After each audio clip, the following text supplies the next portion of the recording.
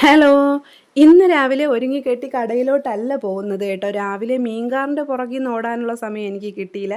അതുകൊണ്ട് മീനും ഇല്ലായിരുന്നു. ഇനി മീൻ കടയിൽ പോയി മീൻ വാങ്ങിച്ചുകൊണ്ട് വന്ന് വെച്ചിട്ട് വേണം കടയിലോട്ട് പോകാനായിട്ട്. അങ്ങനെ വീടൊക്കെ പൂട്ടിയിട്ട് നോക്കുമ്പോൾ എൻ്റെ ചെരുപ്പ് കാണാനില്ല കേട്ടോ. ചെരുപ്പ് കടയിലാണ്. പിന്നെ താക്കോൽ എടുത്തുകൊണ്ടുവന്ന് വീണ്ടും കട തുറന്ന് ചെരുപ്പൊക്കെ എടുത്തിട്ട് നടന്ന് മീൻകടയിൽ ചെന്നപ്പോഴത്തേക്ക് അവിടെയാണെങ്കിൽ ഒരു കുതിരയെടുപ്പിനുള്ള ആളുണ്ടായിരുന്നു കേട്ടോ. കണ്ടില്ലേ, മീനിനാണെങ്കിൽ ഒടുക്കത്തെ വിലയും. അവിടുത്തെ അമ്മൂമ്മ നിന്ന് മീനിനെ പോസ്റ്റ്മോർട്ടം ചെയ്തുകൊണ്ടിരിക്കുകയായിരുന്നു. ഞാൻ കുറേ നേരം അവിടെ നിന്ന് നോക്കിയിട്ട് ചിക്കൻ വാങ്ങിക്കാമെന്ന് പറഞ്ഞുകൊണ്ട് ഒരു ബസ്സിൽ കയറിപ്പോയി കേട്ടോ. ബസ്സിനാണെങ്കിൽ റോക്കറ്റിൻ്റെ വേഗതയും. പക്ഷേ അടിപൊളി പാട്ടൊക്കെ ഇട്ടിട്ടുണ്ടായിരുന്നു കേട്ടോ. പാട്ട് കേട്ട് കുറച്ച് നേരം ആസ്വദിച്ചങ്ങിരുന്നു.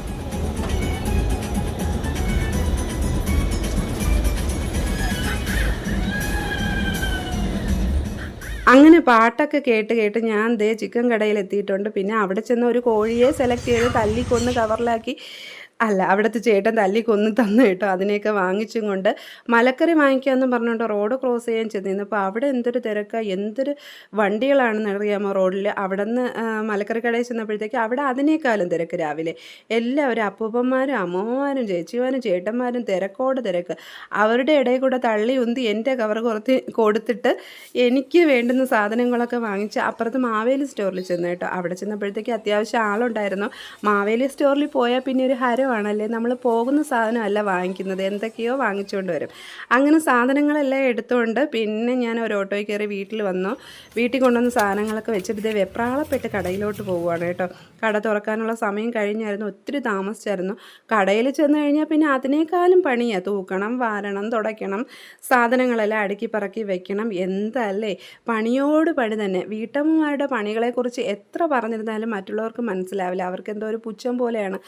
എല്ലാവർക്കും ഇല്ല കേട്ടോ, കുറച്ച് പേരുടെ കാര്യമാണ് ഞാൻ പറഞ്ഞത്. നമ്മൾ വീട്ടമ്മമാർ എന്ത് ജോലിയാണ് ചെയ്യുന്നതെന്നാണ് എല്ലാവരും ചോദിക്കുന്നത്. ഇതൊക്കെ തന്നെയാണ് കേട്ടോ ജോലി. 2 പേരെടുക്കാവുന്ന ജോലികളൊക്കെയല്ലേ നമ്മൾ ഒറ്റയ്ക്ക് ചെയ്യുന്നത്. ഇതൊന്നും പറഞ്ഞു കഴിഞ്ഞാൽ കുറേ പേർക്കൊന്നും മനസ്സിലാവുന്നില്ല കേട്ടോ, മനസ്സിലാവില്ല. അപ്പോൾ എന്തായാലും ഞാൻ എൻ്റെ ജോലികളൊക്കെ അടപടയെന്ന് ഒതുക്കാമെന്ന് വിചാരിച്ചു. എന്നിട്ട് വേണം എനിക്കൊരു 10 മിനിറ്റ് അവിടെ ഇരുന്ന് വിശ്രമിക്കാനായിട്ട്, കാറ്റ് കൊള്ളാനായിട്ട്. അങ്ങനെ ഞാൻ എൻ്റെ ജോലികളൊക്കെ ചെയ്ത് തീർത്തിട്ട് കൈയും കാലും മുഖമൊക്കെ കഴുകി ഇവിടെ വന്നിരുന്ന് കേട്ടോ. ഇനി ഒരു 10 മിനിറ്റ് കാറ്റ് കൊള്ളാം. കാറ്റ് കൊണ്ടിട്ട് ബാക്കി ജോലികൾ ചെയ്യാം. തയ്യക്കാരി ചേച്ചി വന്നിട്ട് വേണം വീട്ടിൽ പോയി മീൻ കറി വെക്കാനായിട്ട്. അപ്പോൾ എന്തായാലും വീഡിയോ എല്ലാവരും കാണണം, ലൈക്ക് ചെയ്യണം, ഷെയർ ചെയ്യണം, കമൻറ്റ് ചെയ്യണം. ചാനൽ സബ്സ്ക്രൈബ് ചെയ്യാനായിട്ട് ആരും തന്നെ മറന്നു പോകരുത് കേട്ടോ. അപ്പോൾ ഇന്നത്തേക്ക് നിർത്തുവാണ്. Okay, bye.